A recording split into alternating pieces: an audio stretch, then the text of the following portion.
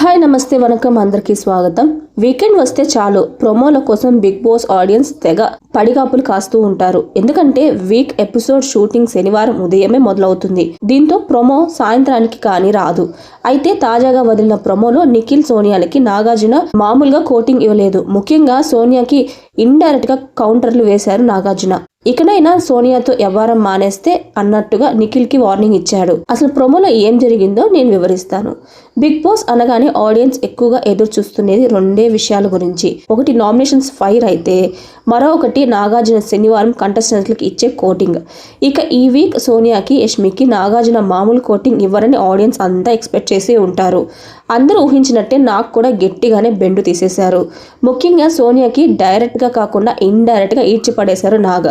అసలు ప్రోమోలో ఏం చెప్పారు అనే దాన్ని చూసేద్దాం. బిగ్ బాస్ లేటెస్ట్ ప్రోమోలో నాగార్జున హౌస్లో హీరో ఎవరు జీరో ఎవరు చెప్పాలంటూ కంటెస్టెంట్లు అడిగారు. దీనికి ముందుగా మణికంఠ సీత నెత్తిన కిరీటం పెట్టి హీరో అంటూ చెప్పాడు. దీనికి నాగార్జున ఆమె నాకు కూడా హీరో అంటూ కాంప్లిమెంట్ ఇచ్చారు. తర్వాత ఇదే కిరీటం పృథ్వీ నెత్తిన పెట్టాడు నబీల్. అవును, 3 గంటల పాటు మొఖాన చిరునవ్వు పోకుండా నువ్వు ఆడిన తీరు అద్భుతం. You are my dopamine. Prithvi విష్ణుప్రియతో చెప్పే డైలాగ్ ఇది అంటూ సెటర్ వేశారు నాగార్జున. దీనికి విష్ణుప్రియ పడి నవ్వుకుంది.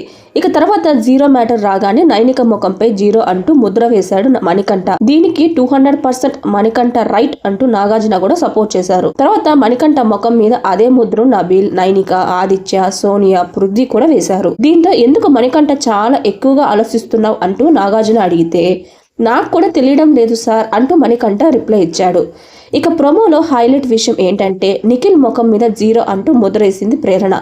సర్వైవల్ ఆఫ్ ది ఫిటెస్ట్ ఛాలెంజ్లో యూనిటీగా ఆడదామని చెప్పి తర్వాత తన క్లాన్ కోసం హౌస్ని రిస్క్లో పెట్టేసినట్టు నాకు అనిపించింది అంటూ ప్రేరణ చెప్పింది.